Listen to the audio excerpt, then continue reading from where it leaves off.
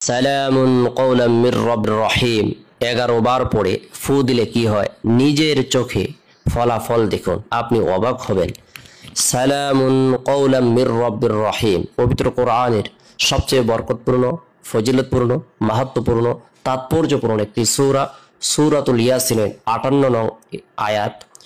এই আয়াতের বৈশিষ্ট্য, এই আয়াতের ফজিলত, এই আয়াতের মাহাত্ম্য, এই আয়াতের তাৎপর্য অনেক বেশি। কেননা আল্লাহ পাক রব্বুল আলামিনের গুণবাচক নাম রয়েছে এই আয়াতের মধ্যে। সালাম আল্লাহ তাআলার গুণবাচক বরকতপূর্ণ একটি নাম। পরম দয়ালু রবের পক্ষ থেকে তাদেরকে বলা হবে সালাম, শান্তি। সালামুন কওলাম মির রব্বির রহিম। কোরআনের বরকতপূর্ণ এই আয়াতটি কোনো ব্যক্তি যদি শান্তি লাভের উদ্দেশ্যে, নিরাপদ লাভের উদ্দেশ্যে, সুখে শান্তিতে থাকার উদ্দেশ্যে, বিপদ মুক্ত থাকার উদ্দেশ্যে, নিরাপদে থাকার উদ্দেশ্যে আমল করে, আল্লাহ তাআলার গুণবাচক বরকতপূর্ণ এই নামের উচিলে আল্লাহ তাআলা তাকে শান্তিময়, সুখময় জীবন দান করবেন, পেরেশানিকে দূর করে দিবেন, অভাবকে দূর করে দিবেন, দুঃখ কষ্টকে দূর করে দিবেন, গায়েবী সাহায্য প্রদান করবেন।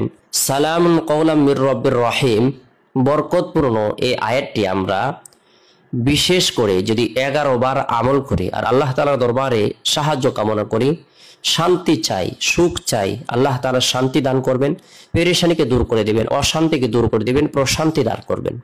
বিশেষ করে আমরা রাতের তৃতীয় অংশে ঘুম থেকে জাগ্রত হয়ে পাক পবিত্র হয়ে 2 রাকাত পারি, 4 রাকাত পারি তাহাজ্জুদের নামাজ আদায় করব, গুনাহ মাফের উদ্দেশ্যে 11 বার ইস্তিগফারের আমল করব। আস্তাগফিরুল্লাহ রাব্বি মিন কুল্লি যামবি ওয়া আতুবু ইলাই, আস্তাগফিরুল্লাহ রাব্বি মিন কুল্লি যামবি ওয়া আতুবু ইলাই।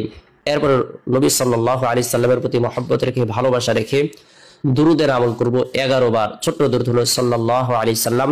কোনো ব্যক্তি যদি মাত্র একবার দুরুদের আমল করে, মান সাল্লা আলাইহি ওয়াহিদাতুন সাল্লাল্লাহু আলাইহি আশরা, তার উপর আল্লাহ তাআলা 10টি রহমত নাযিল করেন, 10টি গুনাহকে মাফ করেন, তার 10টি পদমর্যাদাকে বৃদ্ধি করে দেন।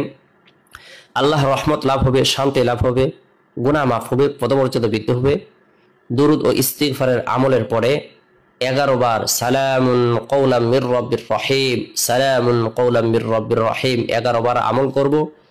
আল্লাহ তাআলার দরবারে দোয়া করব, কেননা শেষ রাত্রে আল্লাহ তাআলা প্রথম আসমানে আগমন করে দুনিয়ার সমস্ত মানুষের সকল ধরনের হাজত সমূহ, ইচ্ছেগুলো, আশা আকাঙ্ক্ষাগুলো পূরণ করে দেওয়ার জন্য নিজের পক্ষ থেকে ঘোষণা করে থাকেন, দোয়া কবুল করে থাকেন। সারা দুনিয়া নিস্তব্ধ হয়ে যায়, নিরিবিলি হয়ে যায়, সমস্ত মানুষ ঘুমে আচ্ছন্ন, সমস্ত শব্দ কণিকাগুলো ঘাপটি মেরে চুপ হয়ে যায়। আল্লাহ তাআলা ওই সময় দোয়া কবুল করেন। সূরাতুল ইয়াসিনের 58 নং আয়াত, সালামুন কওলাম মির রব্বির রহিম, সালামুন কওলাম মির রব্বির রহিম আমল করে আমরা শরীরে ফু দিব। আল্লাহ তাআলা শারীরিকভাবে সুস্থ রাখবেন। যদি অসুস্থ হই তাহলে আমরা 1 গ্লাস পানিতে ফু দিয়ে রোগীকে পান করাবো অথবা নিজে পান করব।